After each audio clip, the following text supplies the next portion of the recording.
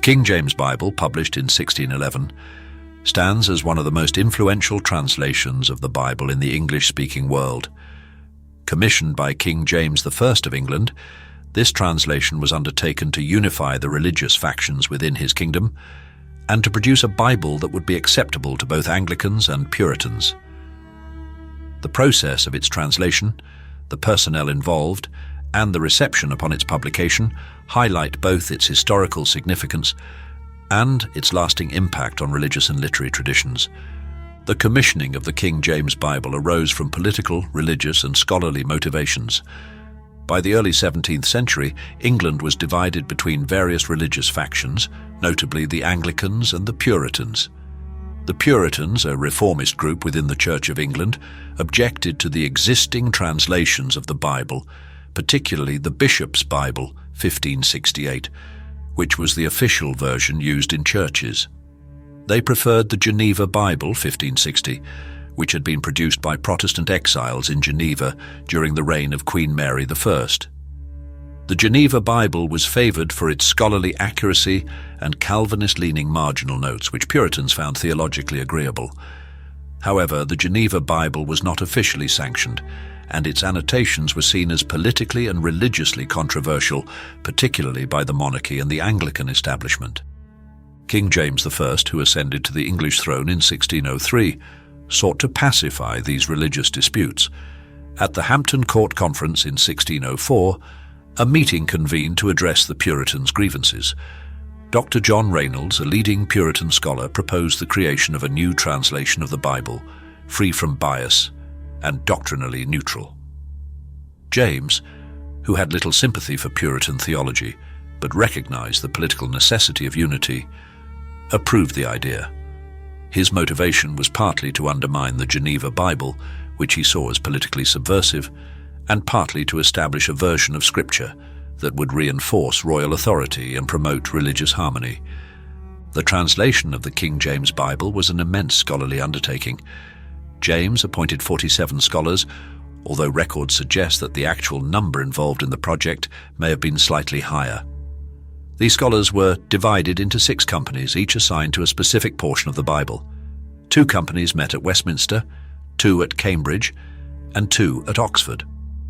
Their work was guided by 15 translation rules set by James himself, which aimed to ensure accuracy and consistency while avoiding controversial theological interpretations. The translators were drawn from among the most learned men of the time, including Lancelot Andrewes, John Overall, and Richard Bancroft, the Archbishop of Canterbury. Many of these scholars were well versed in Hebrew, Greek, Latin, and other ancient languages. Their primary sources included the Hebrew Masoretic text for the Old Testament, the Greek Textus Receptus for the New Testament, and the Latin Vulgate. They also consulted earlier English translations such as William Tyndale's work and the Bishop's Bible. The translation process was meticulous and collaborative. Each portion of the text was first translated by individual scholars and then reviewed by the entire company assigned to that section. The translated sections were then sent to the other companies for cross-examination. Finally, a committee in London reviewed the entire work before submitting it for final approval. This exhaustive process ensured that the translation was not the work of a single person or a small group, but rather a consensus-based effort reflecting the best scholarship of the time. One of the defining features of the King James Bible was its linguistic beauty. The translators sought to create a text that was not only accurate, but also poetic and memorable. This stylistic choice contributed to the King James Bible's lasting influence on the English language, with many of its phrases becoming idiomatic expressions still in use today. When the King James Bible was published in 1611, it did not immediately replace existing translations. The Geneva Bible remained popular among Puritans, and many clergy and lay people continued to use it. However, the King James Bible gradually gained widespread acceptance due to its official sanction and the support of the Anglican Church. In 1662, it was formally adopted for use in the Book of Common Prayer, further solidifying its status as the standard English Bible. Over time, the King James Bible became the most widely read and respected English translation. Its influence extended beyond religious circles into literature, politics, and culture.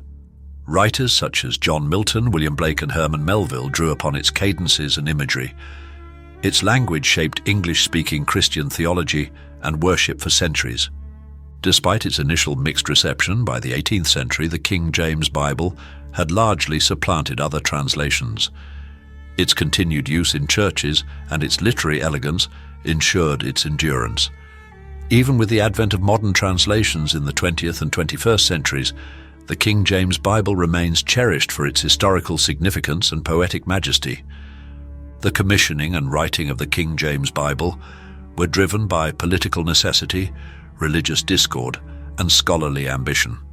King James sought to unify his kingdom and assert royal authority through a translation that would be acceptable to both Anglicans and Puritans. The translation process, conducted by an assembly of the finest scholars of the time, resulted in a Bible that combined accuracy with literary grandeur. Although its initial reception was mixed, it ultimately became the most enduring and influential English translation of the Bible. Today, over 400 years after its publication, the King James Bible remains a cornerstone of English literature and Christian tradition, a testament to the profound impact of its creation.